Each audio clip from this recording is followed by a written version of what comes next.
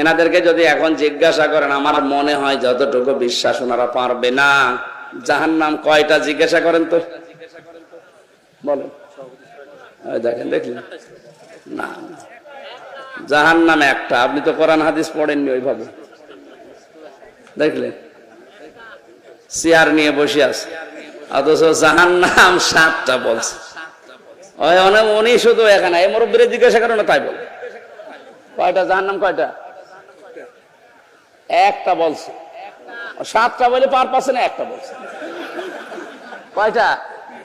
8টা বলছে, আর একটা বেরিয়েছে। ধমক দিলে আমার মনে হয় আরো বাড়বে না। এই ভ্রান্তিটা কাটানো দরকার। যে অনেকেই ভুলের ভেতরে আছে। এই অতিথি ভাই, কোনদিন পড়িয়েছেন? না, আমি অনার্স মাস্টার্স করেছি কোরআনের উপরে, আমি তো কোনোদিন পাইনি। হ্যাঁ, জানেন না, এইটাই জানে না। শুধু এই দুইজন কেন, এখানে অধিকাংশ মানুষই জানে না জাহান্নাম কয়টা, জানে না। জাহান্নাম একটা। জাহান্নাম কয়টা? সে একজনকে বলছে, ওই ওযুর ফরজ কয়টা? 19টা। কি হাত ধোয়া, পা ধোয়া, জব্বা ধোয়া, নাক ধোয়া, চোখ ধোয়া, সব 17টা ওযুর ফরজ। তুই বললি 19টা, বলতে বলতে 21টা বলে ফিরিস। বলছো হুজুর এখনো জানি, আমি ভয়তে বলছি। আমার মনে হয় মুরব্বীরে যত ধমক দেবে, 7টা 8টা 10টা শেষে 100টা বলে ফেলবে।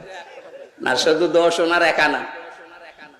এই বাংলাদেশে আজ আমার মনে হয় 100টা মানুষের 98টা মানুষ এই প্রশ্নের জবাব দেয় যে জাহান্নাম 7টা, জান্নাত 8টা। কোনোদিন এটা কোনো জায়গায় আমরা পড়িও নি, কোনো জায়গায় পাইও নি। ওই শুনে শুনি কি করি। ওই যে বললাম নবীকে পাগল বলতো, 2 নাম্বার কারণ কি ছিল? কিসে? কোনো কারণ নেই, এমনি বলতো।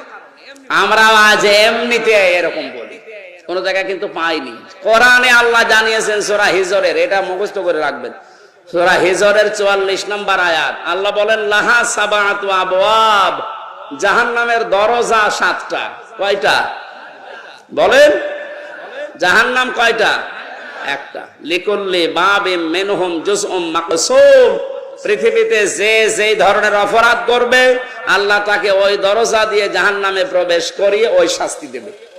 তাহলে এক এক জায়গার শাস্তির ধরন এক এক রকম। কথা বলেন না কেন? আজকে যে দরজার আলোচনা করছি, দরজার নাম লাজা। নাম কি?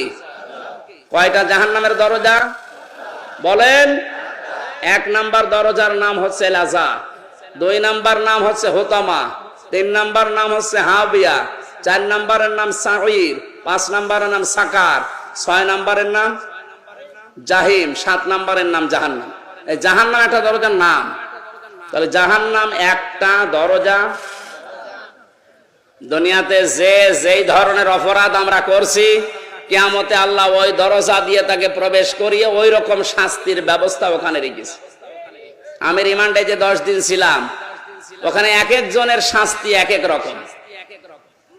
যারা অস্ত্র নিয়ে ধরা পড়েছে, যারা মানুষ মার্ডার করেছে, ওদের যে রিমান্ড, ওখানে প্রথমে নিয়ে গেলে যদি স্বীকার না করে, এই যে এই নখ তুলি নেয়।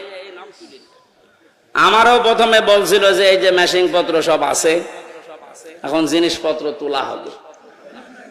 তার মানে ওই রকম জায়গা ওর জন্য আলাদা, মাটির নিচে ঘর আছে, ওই ঘরের ভেতরে কোনো আওয়াজ নেই, শুধু ক্যামেরা ফিট করা, চোখ কাপড় দিয়ে বাঁধা, কালা কাপড় দিয়ে, পেছনে হাত বেঁধে দেওয়া, পা মাটি থেকে একটু শূন্য করা, 11 ঘন্টা দাঁড়িয়ে থাক, কোনো কথা বলতে পারবে না। কি কঠিন অবস্থা বলেন। কেউ নেই, মাটির নিচে কোনো শব্দ নেই। ওই পাশ দিয়ে মনে হয় ড্রেন ছিল, একটু আওয়াজ হচ্ছিল মাঝে মাঝে, যখন কেউ পোশাক পায়খানা করছে, ওই পাশ দিয়ে পানি যাচ্ছে, মনে হচ্ছে যা না দুনিয়ায় আসি। হঠাৎ পা যদি মাটিতে একটু পড়ে যায়, ও তো ওই 7 তলা থেকে ক্যামেরায় দেখতেছে, একটু মাটিতে পা পড়ে গেলে শুধু আওয়াজ দেয়। 1-1.5 ঘন্টা 2 ঘন্টা পরে এই কোনো আওয়াজ নেই।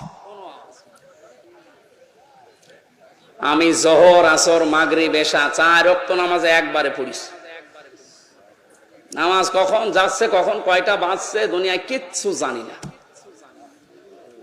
এই যে জায়গাটা, এখানে কি সবাইকে নিয়ে যায়? মুরগি চুরি করে ধরা পড়েছে, ওরে ওখানে নিয়ে যাবে, ওরে 2টো থাপ্পড় দিয়ে বলবে ক টাকার মুরগি চুরি করে, টাকাটা দিয়ে চলে যা। আর যে মার্ডার করে এসেছে, যে লোকটা অস্ত্র নিয়ে ধরা পড়েছে, ওরে 2 থাপ্পড় দিয়ে বিদায় করবে? ওর কাছ থেকে স্বীকারোক্তি নেওয়ার জন্য ওর ঘর আলাদা আছে, ওর রিমান্ডের জায়গা আলাদা নেই।